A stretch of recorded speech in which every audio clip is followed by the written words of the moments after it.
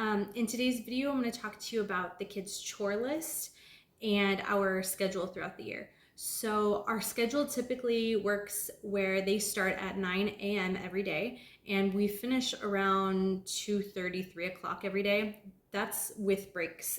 So they usually have about an hour for lunch, and then it doesn't really take them like an hour to finish lunch, but about a half hour, and then I do let them go outside and play. When school is over, they have their chores that they have to do. So I'll go through the chore list first and kind of how I do that, and then I'll talk to you about like how I lesson plan. So this is the kids' chore list. It's blank, obviously, but I bought this last year and we used it quite a bit throughout the year. I think we did take a few breaks here and there, but so I will show you how I fill it out.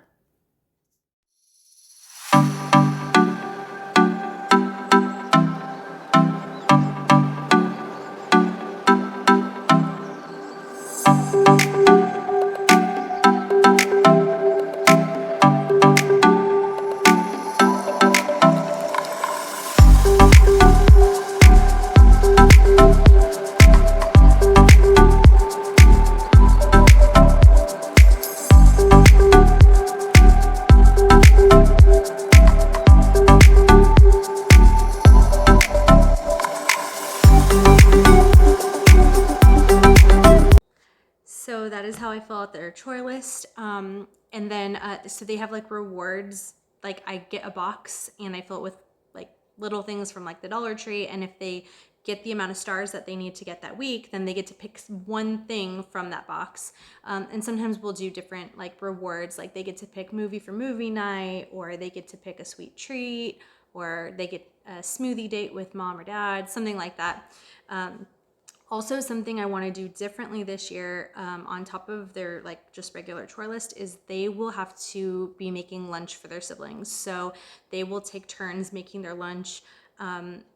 So like Addie might have Monday, Haley would have Tuesday, we have co-op on Wednesdays. So I'll be doing Wednesday lunch, but then Christopher would have lunch he would make lunch for the girls and him on Thursday.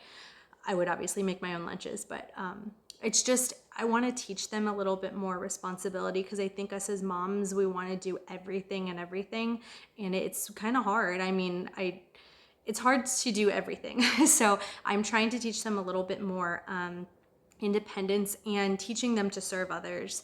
And so I think that's going to be something that we definitely implement this year, and we'll see how that goes. But yeah. So anyway, that is everything for their chores that we do, and that we're gonna start. So we start school on September 4th this year.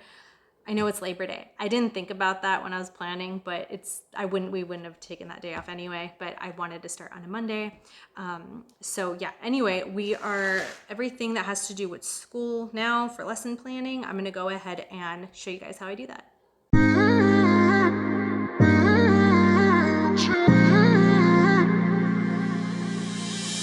You were my best friend, didn't care about the rules, good on the weekends.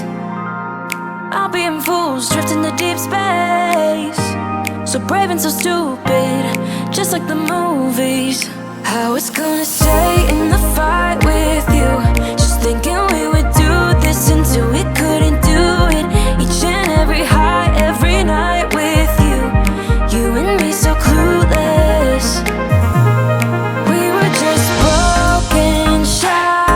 Singing along to nothing matters, stray around like nighttime rumors. We were in too deep, in your worn-out sweaters, thinking we'll be young forever, driving in your mom's old hatchback. All right, so this is how I lesson plan. Obviously, it's all filled in, but what I'll typically do is every Friday when school's over, I'm going to pull it out and it'll look just like this, but blank. And I get all the books out and I lesson plan weekly. I know some people will lesson plan like by quarter. My brain can't do that. Cannot plan that far in advance. Also, things change from day to day. Also, the first few weeks, if you've never homeschooled and you just started lesson planning, the first few weeks are going to be trial and error. You're going to try it out and just kind of see how it goes. So this is very similar to what I've done in years past. So you notice that some of these are blank. So that's for science and history. Science, we typically only do 2 times a week. History is 3 times a week. And so everything for math is laid out right here. I have English, everything we're going to do for English. Science, the lessons in Apologia are kind of long, so lesson 1 is getting split up, and there's multiple experiments that we do with that. Also, I probably will do a flip through of that because there's a experiment box that comes with it, and it's really cool.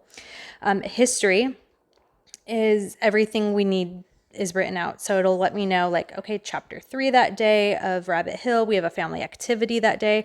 Now, I know that I could just obviously look in my book, but if I'm out and about and I forgot I needed something for maybe an experiment and I have this with me, I'm like, oh, okay, you know what? I have a family activity to do that day. What did I need for that? So I just like to write it all out, and it does help me stay super organized. All right, everything for Bible is down here. They will have a memory verse like they did last year. So every week they will get a memory verse to memorize. So every Monday they'll get a new one, and then they'll have practice with it. And then on day 5, which is Friday, they'll have to recite it. AAR is short for All About Reading. These lessons also can be kind of long, so we'll just see how that goes. Typically, some of their lessons can take 2 days. We're just going to see how this goes with just doing a lesson a day is kind of what I planned for. Wednesdays, I'm trying to keep lighter because Wednesdays are our co-op days. So they still have school that day, but it's not going to be like we wouldn't start at 9 because their co-op starts at 10. They may do something in the morning that day, right before we go. I'm not quite sure how that's going to go because we haven't done co-op before with school yet, so we'll see how that plays out. And then AAS is all about spelling. So every Monday they will get their spelling words. They have to practice them throughout the week. Also, we have like a lesson that goes with it. And then every Friday they have a spelling test. Now with English and math, obviously the first week they're not going to have a spelling test, or not spelling test. They're not going to have any tests or quizzes the first week, but every Friday will probably be their test and quiz day. And so then we have Fix It Grammar. These are so short. They are, let me see. I actually have the teacher guide right here. The other one is in my room, but just so you could see what this looks like. So when I only put 1 page, it does not take long at all. So this is like the teacher guide, but this is what the kid's book would typically look like, minus like it wouldn't tell me. Their book's not going to give you the answers, but they have a sentence, and then they have to find all the nouns and they have to mark it. And I have them do it with 2 different colored pencils, a different colored pencil for mark it and for fix it. And they loved this last year, and it did really help with their writing because they were able to decipher, okay, where is a noun? Where should a noun go in a sentence and an article? And they learned all that last year. So this is the next level that they're going to do this year. So anyway, that was all down on this side. And yes, it's very short. So it's like 1 page, 1 or 2 pages a day that we'll do for that. And that's it, guys. At the very end, obviously, is going to be, if you saw in my last video where I talk about the trackers section, reading logs. These will all be filled out as they're doing their independent reading this year, and I will have their attendance. Everything will be filled out for this. I know I didn't do it right now, but basically you'd put their name here, the 2023-2024 school year, and I just put a check on it when we've done school. If they're sick that day, I'll put an X on it, and if it's a fall break, I'll just put FB. Fall break for like Thanksgiving, winter break for Christmas. So I just put WB. And if they're sick, obviously I just put like an X on it that we didn't do school that day. And that's it. And then also I will tear this out at the end of the year, and I have a file system that I store all my things that I may show in another video if you guys are interested. And that's about it, guys. So thank you so much for watching, and I'll see you in the next one.